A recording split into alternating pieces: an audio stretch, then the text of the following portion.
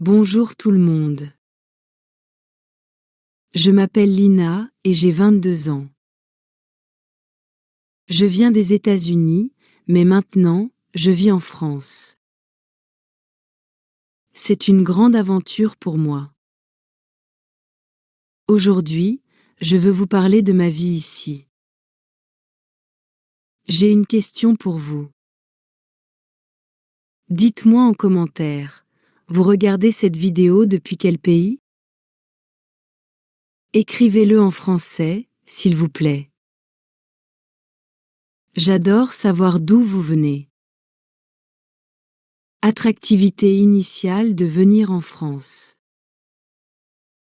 Quand j'étais petite, je regardais des films français.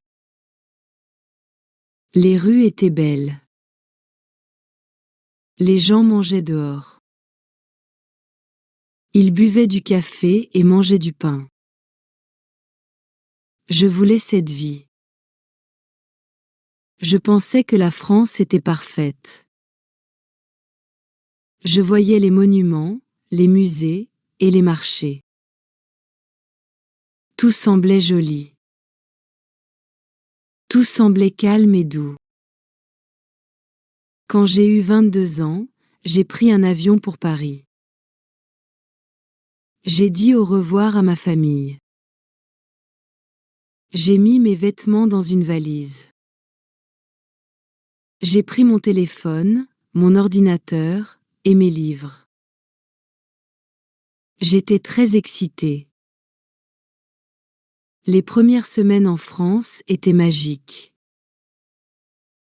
Je me promenais dans les rues. Je regardais les balcons. Je prenais des photos. Je mangeais des croissants tous les matins. Je suis allée au supermarché. J'ai acheté du fromage, des fruits et du chocolat. Je suis allée au marché. J'ai parlé avec un vendeur.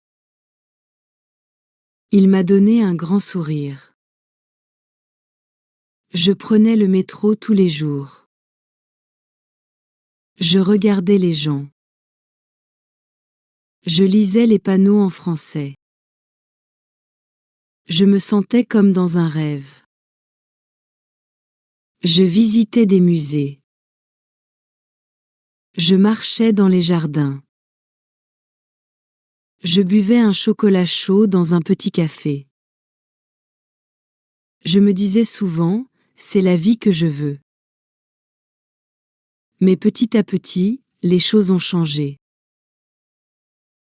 J'étais encore heureuse, mais je voyais aussi les petits problèmes. Le métro était souvent en retard.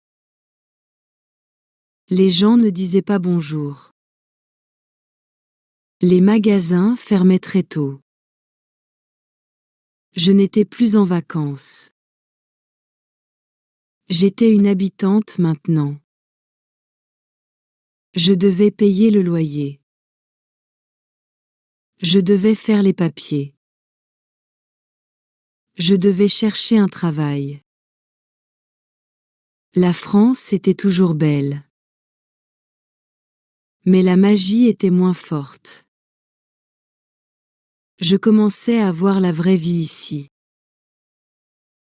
Et ce n'était pas toujours facile. Raison de regret. Quand on voit la France à la télé, tout semble parfait. On voit Paris avec la tour Eiffel. On voit les cafés, les musées et les beaux habits. Mais la vie ici est différente. Moi aussi, j'avais de grandes attentes. Je pensais que tous les endroits étaient beaux. Je pensais que la vie serait facile. Je pensais que les gens seraient toujours polis et calmes. Mais la réalité est plus compliquée. Par exemple, il y a beaucoup de banlieues. Dans ces quartiers, il y a moins de magasins, moins de cafés, et plus de grands immeubles. C'est la vraie vie de beaucoup de Français. Il y a aussi beaucoup de grèves. Parfois, les trains ne fonctionnent pas. Parfois, les écoles sont fermées. Une fois, j'ai attendu 3 heures pour un train. Je suis rentrée chez moi très fatiguée. Il y a aussi beaucoup de papiers à faire. Quand j'ai ouvert un compte en banque, j'ai dû signer beaucoup de documents. J'ai dû montrer mon passeport, une facture et même une lettre d'un ami. Au début, je ne comprenais pas tout. Je suis allée à un bureau. Je n'ai pas compris ce que la dame disait. Elle parlait vite. Elle n'était pas très gentille. Je suis sortie et j'ai pleuré. J'ai aussi appris que Paris n'est pas la France entière. Il y a de très beaux endroits en dehors de Paris. Mais il y a aussi des endroits simples, calmes ou un peu tristes. Et parfois, la vie est chère. Mon appartement est petit, mais je paie beaucoup. Je ne dis pas que la France est mauvaise. Mais je veux dire que l'image que j'avais dans ma tête n'était pas toujours vraie. Et quand les gens découvrent la vraie France, ils peuvent être déçus. Le concept de l'iceberg culturel. Quand on arrive en France, on voit d'abord les choses jolies. On voit les vêtements à la mode. On voit les beaux bâtiments. On goûte la bonne nourriture. C'est la partie visible de la culture. Mais il y a aussi une partie qu'on ne voit pas. C'est la partie cachée. C'est comme un iceberg. On voit seulement le haut. Le reste est sous l'eau. Et cette partie est très grande. La première fois que j'ai parlé avec une voisine, elle m'a regardé sans sourire. Elle a dit juste « bonjour », puis elle est partie. J'ai pensé qu'elle ne m'aimait pas. Mais après, j'ai compris. En France, les gens sont plus réservés au début. Il y a aussi des règles qu'on ne connaît pas. Par exemple, il faut dire « bonjour » quand on entre dans un magasin. Il faut dire « au revoir » quand on sort. Une fois, j'ai oublié de dire « bonjour » à la boulangère. Elle m'a regardé avec un air fâché. Dans mon pays, on parle facilement aux gens. On fait des blagues, on dit « comment ça va » à tout le monde. En France, ce n'est pas pareil. Ici, on ne parle pas beaucoup aux inconnus. Ce n'est pas méchant, c'est juste la culture. Un autre jour, j'ai dit « tu as une dame ». Elle m'a corrigé tout de suite. Elle voulait que je dise « vous ». J'ai eu honte.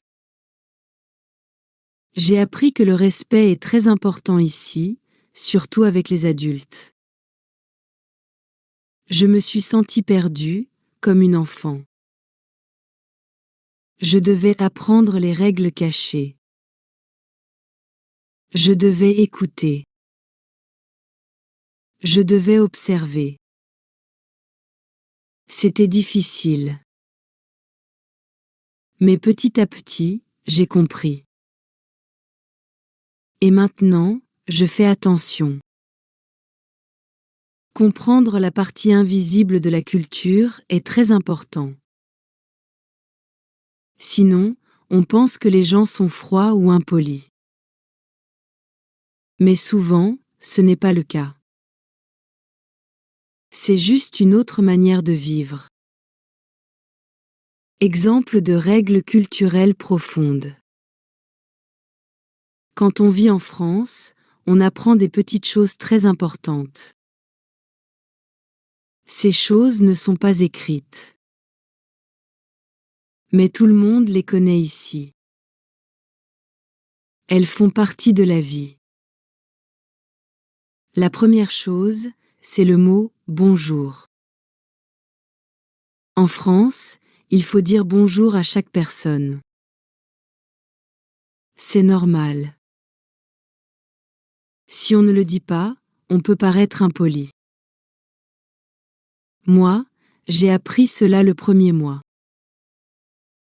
J'étais dans une boulangerie. J'ai demandé un pain sans dire bonjour. La dame ne m'a pas répondu. J'ai compris ma faute. Maintenant, je dis bonjour partout. À la pharmacie, au marché, dans les petits magasins. Je dis aussi merci et au revoir. Ces mots sont simples, mais très importants. Une autre chose que j'ai apprise. En France, les gens ne parlent pas beaucoup avec des inconnus. Par exemple, dans le bus, personne ne parle. Tout le monde regarde par la fenêtre ou lit un livre. Au début, cela me semblait bizarre. Chez moi, les gens parlent même à la caisse du supermarché.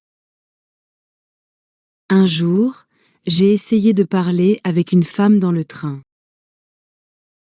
Elle m'a répondu, mais elle était un peu froide. Ce n'était pas méchant. C'était juste la manière française d'être. Elle voulait rester tranquille. Il y a aussi des règles pour manger. On ne mange pas debout. On ne marche pas avec de la nourriture. Moi, j'ai mangé une pomme en marchant dans la rue. Un monsieur m'a regardé d'un air surpris. J'ai eu un peu honte. Et à table, il faut parler doucement. Il ne faut pas faire de bruit avec la bouche. Il faut aussi garder les mains sur la table. Je ne savais pas ça avant. Une amie française m'a expliqué tout cela pendant un dîner. Ces règles ne sont pas écrites dans un livre. Mais tout le monde ici les connaît. Si on les respecte, les gens nous respectent aussi. C'est comme un petit code secret. Et maintenant, je commence à le comprendre. Courbe d'apprentissage de la vie quotidienne.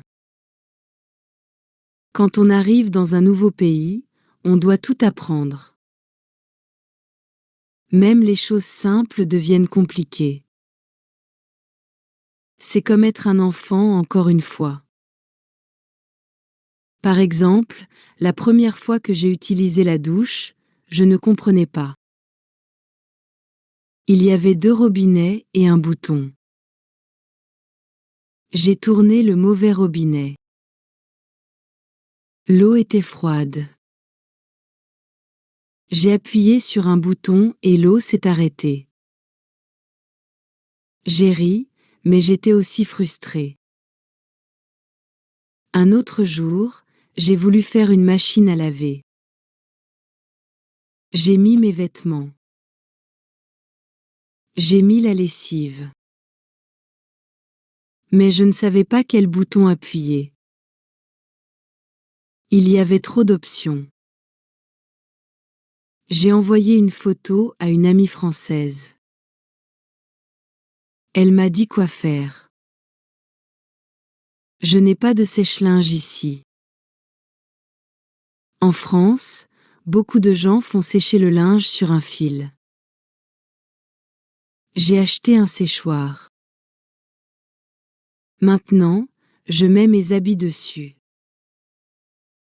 Cela prend du temps. Chez moi, tout allait plus vite. Il y a aussi les courses. Les sacs ne sont pas gratuits. J'ai appris à prendre mes sacs moi-même. Une fois, j'ai oublié. J'ai dû porter tout dans mes bras. C'était très drôle, mais pas pratique. Je me souviens d'un autre jour. J'ai voulu acheter un médicament. En France, on ne trouve pas tout au supermarché. Il faut aller à la pharmacie. J'ai attendu mon tour. J'ai dit mes symptômes. La pharmacienne m'a posé beaucoup de questions. J'étais un peu stressée. Mais elle m'a aidée. En France, il faut aussi apprendre à vivre sans certaines choses pratiques. Les magasins ferment tôt. Le dimanche, presque tout est fermé. Une fois, je n'avais plus de pain. J'ai cherché partout. Tout était fermé. Maintenant, je pense à acheter à l'avance. Tous ces petits défis sont normaux. Mais au début, ils sont fatigants. Je me sentais lente. Je me sentais bête parfois. Mais avec le temps, je me suis adaptée. Maintenant, je connais les habitudes. Et je me sens plus à l'aise. Bureaucratie et défis administratifs. En France, il y a beaucoup de papiers à faire. Pour chaque chose, il faut remplir un formulaire. Il faut montrer une preuve. Et parfois, il faut attendre longtemps. Quand je suis arrivée, j'ai voulu ouvrir un compte en banque. Je suis allée dans une agence. J'ai attendu mon tour. Puis, la dame m'a demandé beaucoup de choses. Elle voulait mon passeport, un contrat de logement, un numéro de téléphone, une facture et une attestation. J'étais surprise. Je n'avais pas tout ça. J'ai dû revenir 3 fois. À chaque fois, il manquait un document. Une fois, la photocopie n'était pas bonne. Une autre fois, la date n'était pas correcte. J'étais fatiguée. J'ai failli abandonner. Un autre problème, c'est les rendez-vous.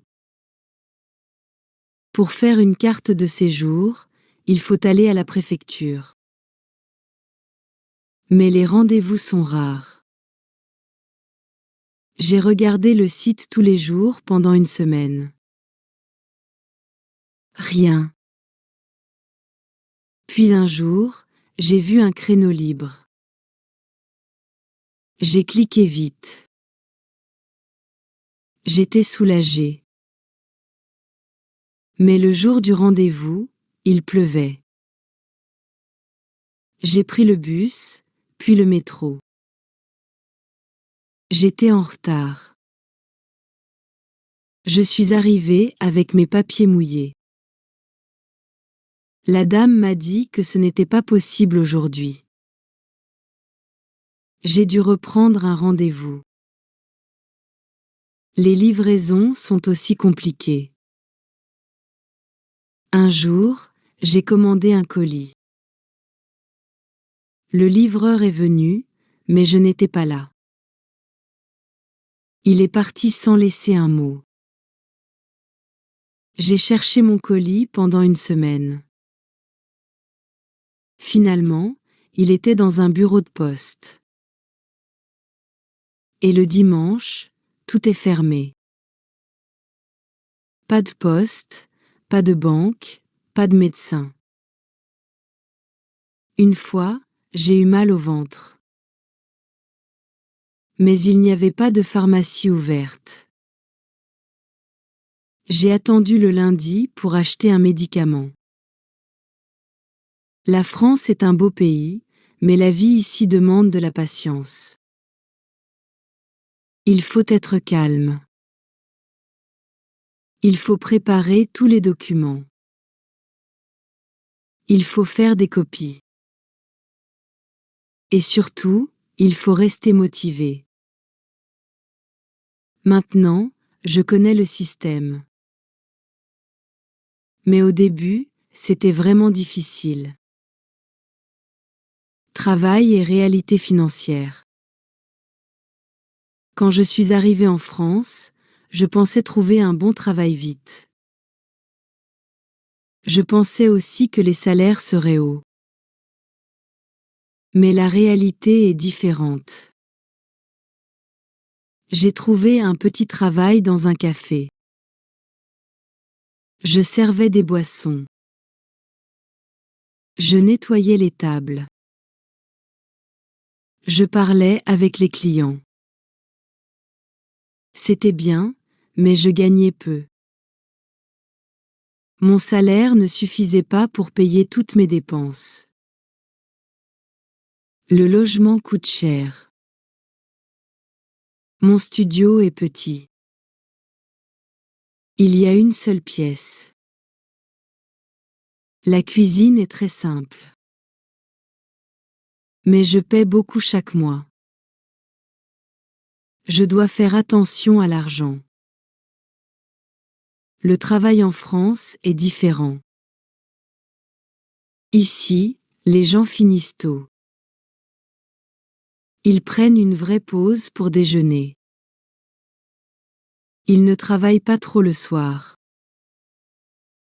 C'est bien pour la vie personnelle.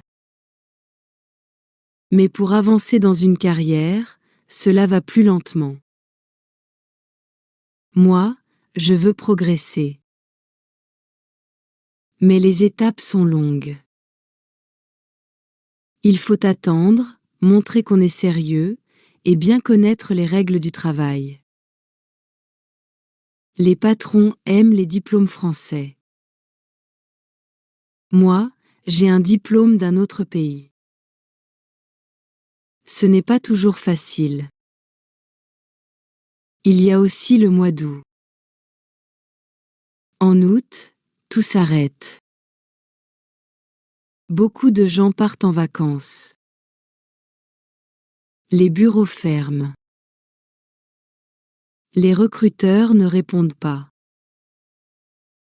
Une fois, j'ai envoyé mon CV à 10 entreprises. Personne ne m'a répondu. C'était le mois d'août. J'ai aussi remarqué que le travail est très hiérarchique. Il faut respecter son chef. Il faut parler avec politesse.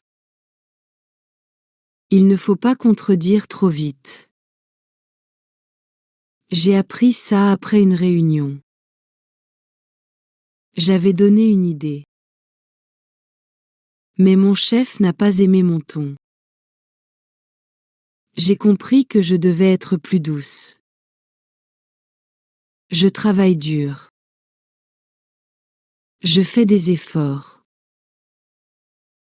Mais l'argent part vite.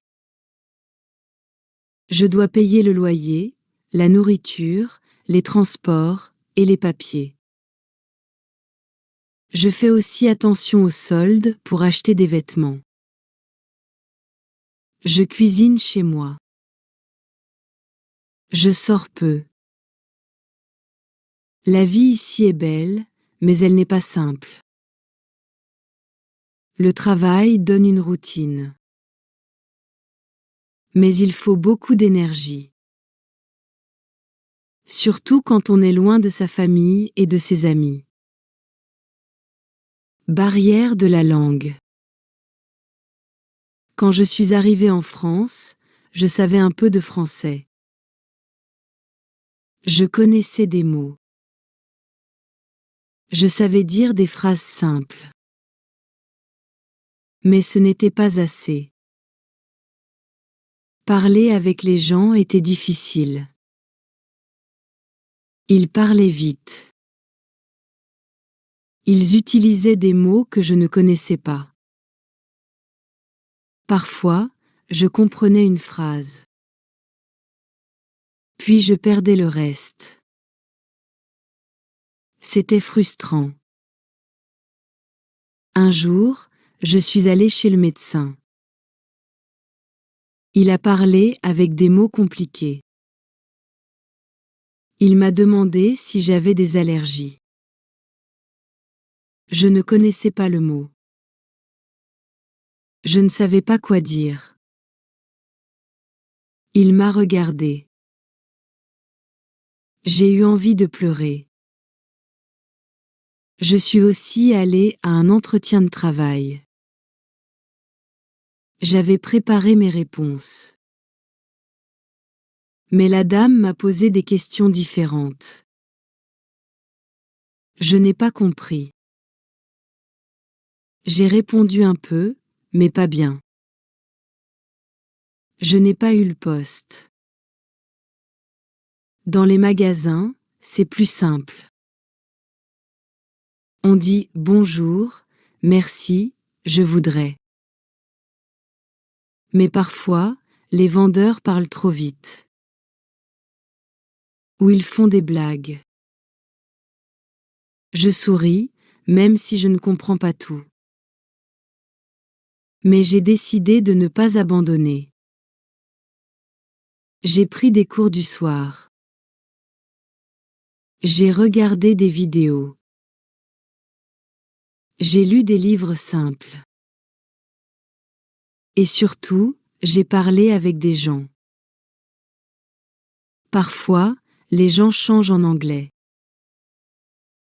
Ils veulent m'aider. C'est gentil.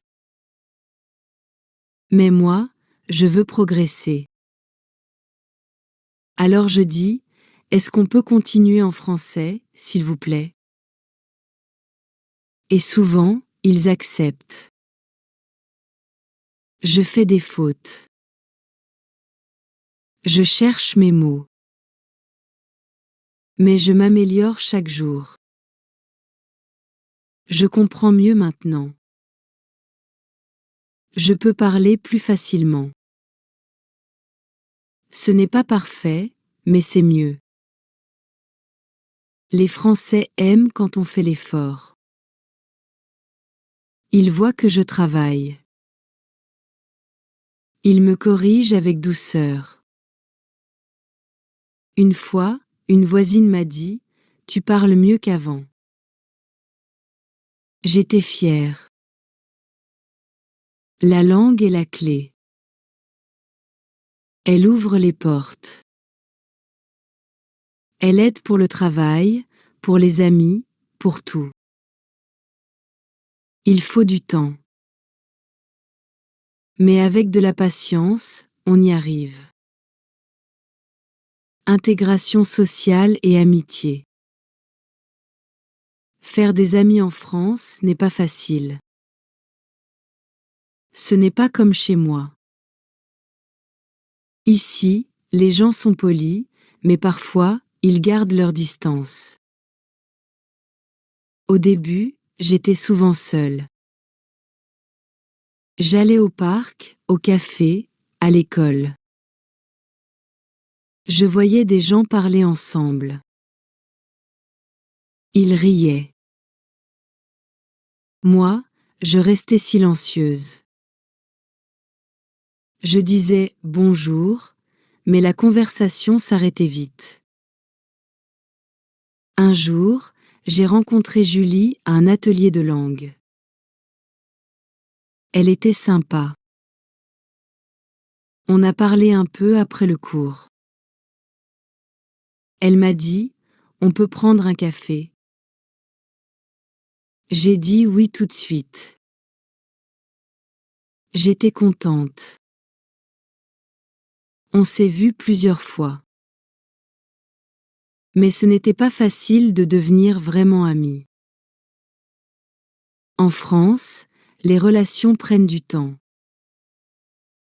Les gens veulent apprendre à te connaître doucement.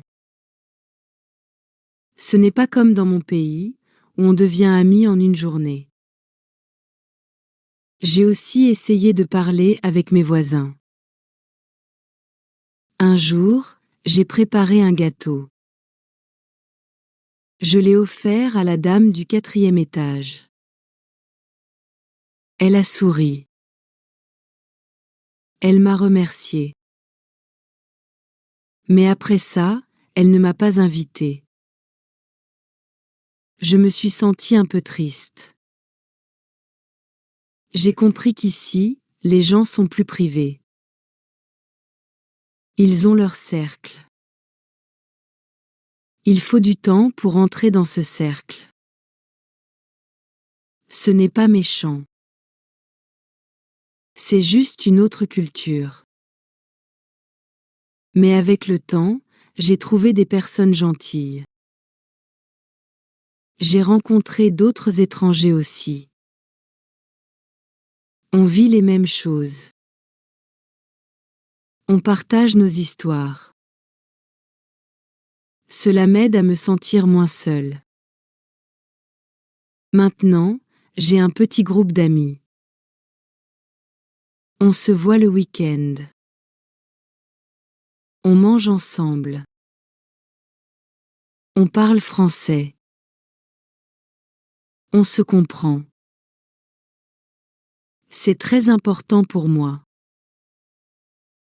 Faire des amis demande du courage. Il faut essayer plusieurs fois. Il faut accepter les refus. Mais il ne faut pas abandonner. Un jour, quelqu'un dit oui. Et ça change tout.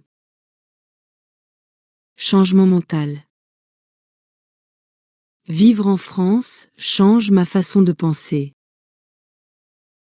Ce n'est pas facile, mais c'est important. Au début, je voulais tout contrôler. Je voulais que tout soit parfait. Je voulais être comme chez moi. Mais ce n'est pas possible. La vie ici est différente. J'ai appris à accepter que je ne comprendrai pas tout. Parfois, je ne comprends pas les gens.